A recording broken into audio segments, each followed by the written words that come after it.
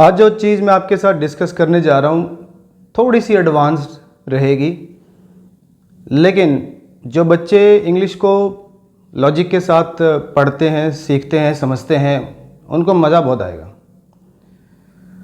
ये कुछ वर्ड्स लिखे हैं मैंने बोर्ड पे और ये सारे के सारे एडजेक्टिव है, ठीक है। और इनके बाद कहानी क्या होती है कि जब हम इनका यूज़ करते हैं तो इनके बाद टू इन्फिनिटिव आता है। दो एग्जाम्पल मैंने लिए हैं, एक बार देखो ज़रा। दिस वर्क इज़ इम्पॉसिबल और उसके बाद आया to do, to infinitive. He is easy to convince, ठीक है, ये ईजी आया और उसके बाद आया टू इन्फिनिटिव, ठीक है। तो जितने भी एडजेक्टिव्स हैं, possible, impossible, easy, difficult, hard, ready, heavy, etcetera, इनके अलावा भी एक दो हैं, काफ़ी हैं वैसे तो, लेकिन ये कुछ इंपॉर्टेंट है।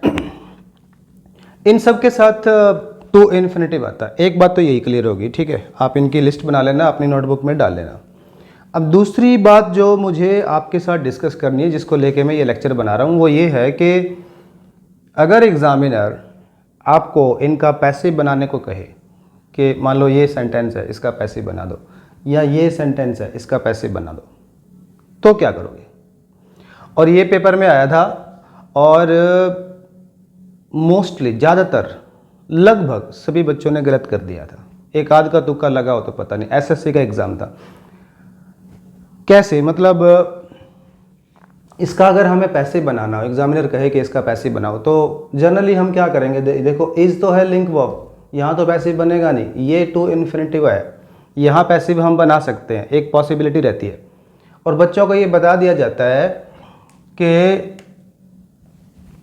जब भी आपको टू इन्फिनिटिव नज़र आए, ठीक है, और आगे कोई जो वर्ब है वो लिंक वर्ब हो या हैव की कोई वर्ब या कोई स्टेटिव वर्ब हो, एक्शन ना हो कोई, तो टू इन्फिनिटिव का पैसिव बना दो और ऐसे बना दो टू के बाद आप बी लगा दो और बी के बाद आप पास्ट पार्टिसिपल कर दो, टू बी डन कर दो इसको।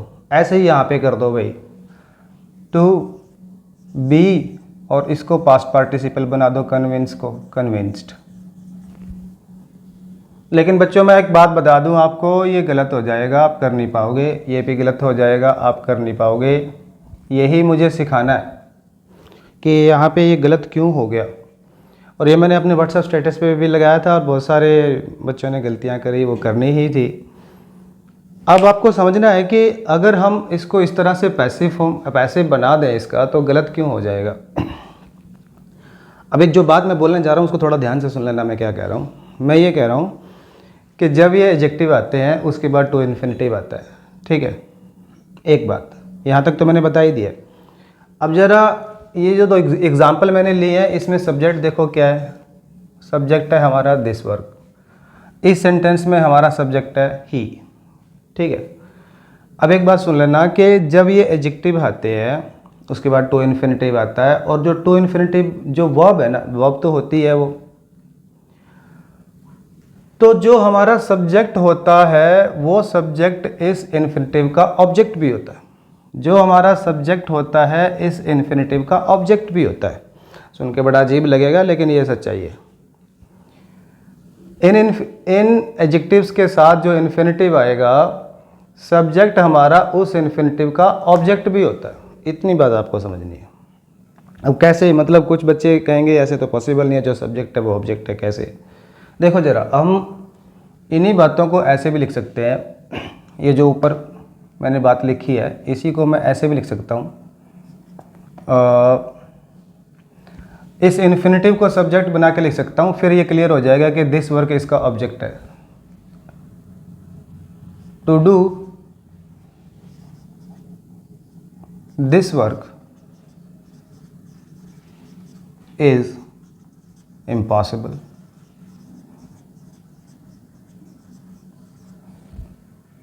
अब देखो, अब ये बात और ये बात बिल्कुल सेम है। अब देखो, ये जो इन्फिनिटिव आया है, दिस वर्क, इस इन्फिनिटिव का ऑब्जेक्ट है यहाँ पे। To do this work is impossible, इस काम को करना इम्पॉसिबल है।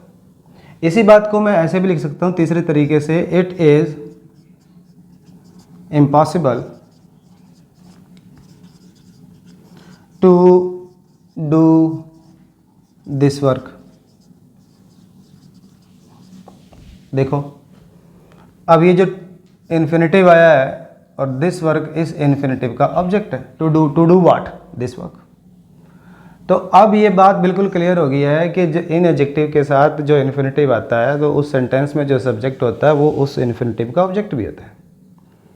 ठीक है, सेम इसी तरीके से इसको भी हम इसी तरीके से लिख सकते हैं, इस वाले सेंटेंस को,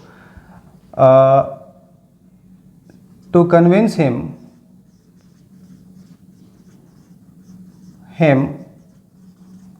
इज ईजी।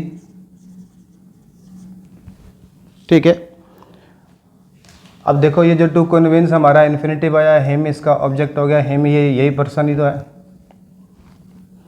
इसको मैं ऐसे भी लिख सकता हूं, it is easy to convince. It लिख दिया क्या मैंने? हाँ, it is easy to convince him. ये देखो, अब ये जो इन्फिनेटिव आया है, हिम इसका ऑब्जेक्ट है। ये सारी बातें तीनों तरीके से लिखी जा सकती हैं, बात एक ही है, मीनिंग एक ही है। और अब ये प्रूव हो गया है कि जो सब्जेक्ट है हमारा इन्फिनेटिव का ऑब्जेक्ट है। ठीक है, बस इतनी सी बात समझ गए हो तो इसीलिए ये चीज़ गलत है। क्यों गलत है? इसका पैसिव गलत हो जाता है। क्यों गलत हो जाता है कि जब हम पैसिव बनाते हैं ना, जब हम पैसिव बनाते हैं तो कहानी क्या आती है, ऑब्जेक्ट का सब्जेक्ट बनाते हैं, सब्जेक्ट का ऑब्जेक्ट बनाते हैं। इतनी सी बात बच्चों को बताई जाती है, लेकिन इसके अंदर भी एक कहानी है। कहानी ये है, देखो एक सेंटेंस लिख रहा हूं मैं, राम लाइक्स म्यूजिक। एग्जामिनर कह रहा है कि इसका पैसिव बनाओ। अब देखो, लाइक होगी वर्ब, म्यूजिक हो गया वर्ब का ऑब्जेक्ट, और राम हो गया वर्ब का सब्जेक्ट। इस एक्टिव सेंटेंस में वर्ब का ऑब्जेक्ट भी है, वर्ब का सब्जेक्ट भी है। जब लेकिन अब इसका पैसिव बनाएंगे तो कहानी बदल जाती है। इसका पैसिव बनाते हैं, music is liked by Ram.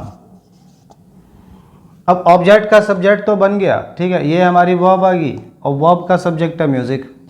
लेकिन जो सब्जेक्ट का ऑब्जेक्ट बना है वो वर्ब का नहीं है, ये प्रेपोजिशन आई है। और ये जो राम है ना, जो हमने सब्जेक्ट को ऑब्जेक्ट बना लिया, ये प्रेपोजिशन का ऑब्जेक्ट है। मैं ये इस सेंटेंस से एक बात और क्लियर हो जाती है कि पैसिव कंस्ट्रक्शन में वर्ब का ऑब्जेक्ट नहीं होता। ऑब्जेक्ट जो होता है वो प्रेपोजिशन का होता है।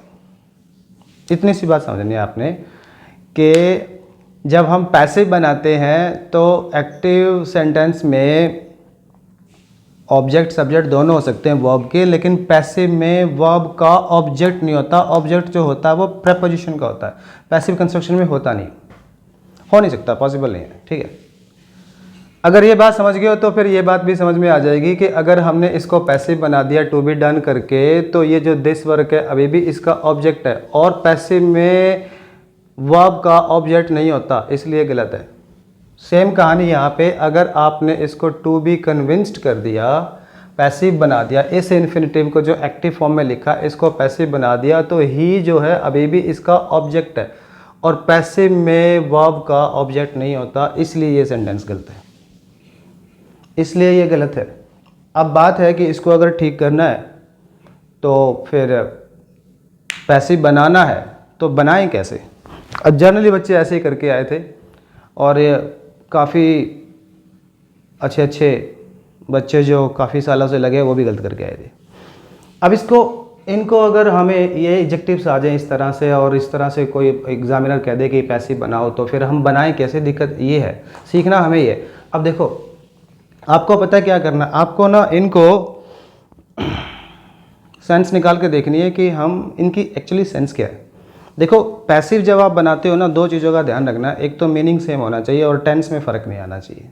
फिर आप भले शब्दों को इधर उधर कर दो, शब्दों को चेंज कर सकते हो, मीनिंग सेम रहना चाहिए। जैसे मैं करके बताता हूँ, अगर मैंने कहा कि this work is impossible to do, ये इस काम को करना भाई असंभव है, तो कोई भी आदमी इस काम को नहीं कर सकता, सीधी सीधी बात यही है। तो इसी सेंटेंस को अब तीन तरह से तो मैंने पहले लिख दिया था, 1 2 3, चौथे तरीके से इस तरह से लिखा जा सकता है, one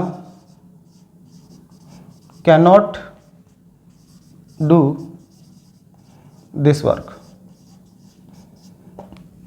one can not do this work, कोई भी आदमी, वन का मतलब यहाँ पे कोई भी है, कोई भी आदमी इस काम को नहीं कर सकता। यही तो बात है, ऊपर जो लिखा है 1 2 3, इसका मतलब यही तो है कि कोई भी आदमी इस काम को नहीं कर सकता। To do this work is impossible, इस काम को करना इम्पॉसिबल है, तो कोई भी बंदा, कैसा भी बंदा इस काम को नहीं कर सकता। One can not do this work, इसका मतलब ये इन चारों सेंटेंस का मीनिंग सेम है। तो जो इसका पैसिव बनेगा वही इनका पैसिव होगा। अब इसका पैसिव बनाना, वन हो गया सब्जेक्ट, कैन नॉट डू हो गया वर्ब, दिस वर्क हो गया ऑब्जेक्ट, बना लो। अब इसका पैसिव बन जाएगा this work cannot be done, इस काम को नहीं किया जा सकता, बन गया पैसिव। लो, बाई वन लिखने की जरूरत नहीं है क्योंकि ये जर्नल मीनिंग को कन्वे कर रहा है, बाई वन नहीं लिखते हम लोग, ठीक है।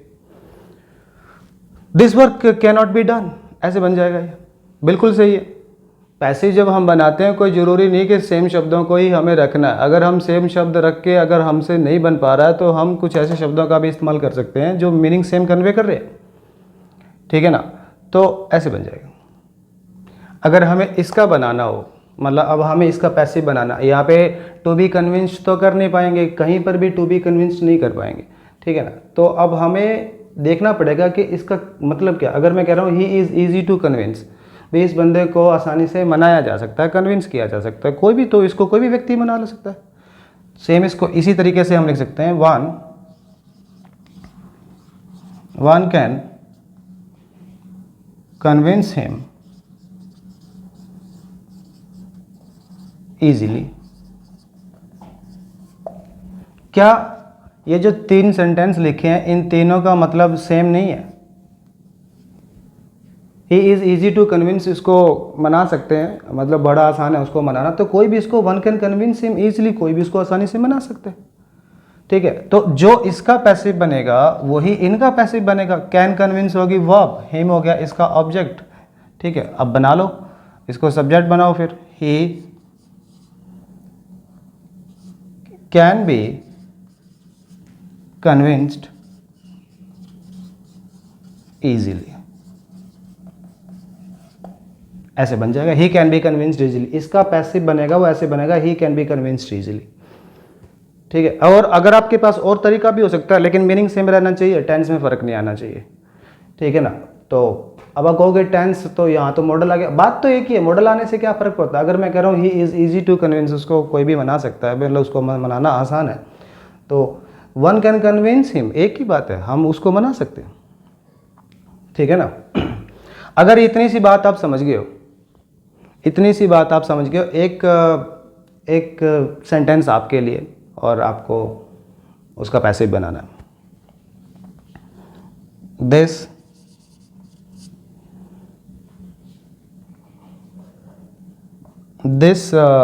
Job is possible to do, इसका पैसिव बनाना, आंसर करना आपका आंसर क्या रहेगा, एक बात। और दूसरी बात चलते चलते मैं आपको बता दूं, थोड़ा सरप्राइज़ कर दूं, मैंने अभी आपको एक बात बताई है, और बड़े बड़े अच्छे अच्छे धुरंधर टीचर, दिल्ली के कुछ टीचर्स को भी मैंने बोलता देखा है कि पैसिव में वर्ब का ऑब्जेक्ट नहीं होता, जो कि मैंने भी बताया आपको नहीं होता। लेकिन ये ऐसा नहीं कि होता ही नहीं है, होता है और लॉजिक भी है, ठीक है। लेकिन वो कुछ वर्ब्स हैं जिनके साथ होता है, पैसिव में वर्ब का ऑब्जेक्ट भी होता है और लॉजिकली होता है, उसको भी समझा दूंगा, ठीक है। ऐसा नहीं है, तो जनरली नहीं होता, लेकिन कुछ वर्ब्स हैं जिनके साथ पैसिव में भी ऑब्जेक्ट आता है, लेकिन ये नहीं है, ठीक है। तो इनको आप नोट कर लेना, मोटी मोटी फिर से इसको समराइज़ कर रहा हूँ। एक तो इन इन्फिनेटिव के साथ टू इन्फिनेटिव आता है, दूसरा इनका अगर हमें पैसिव बनाना हो तो to plus be plus past participle मत करना, आप उसकी सेंस बना के देखना, ऑप्शन में जो आपको लगे कि यार ये इसकी सेंस बन रही है तो उसी को चूज़ करना, ठीक है। तो मिलेंगे जल्दी एक और लेक्चर के साथ, और कुछ ना समझ में आए तो पूछ लेना। Thank you.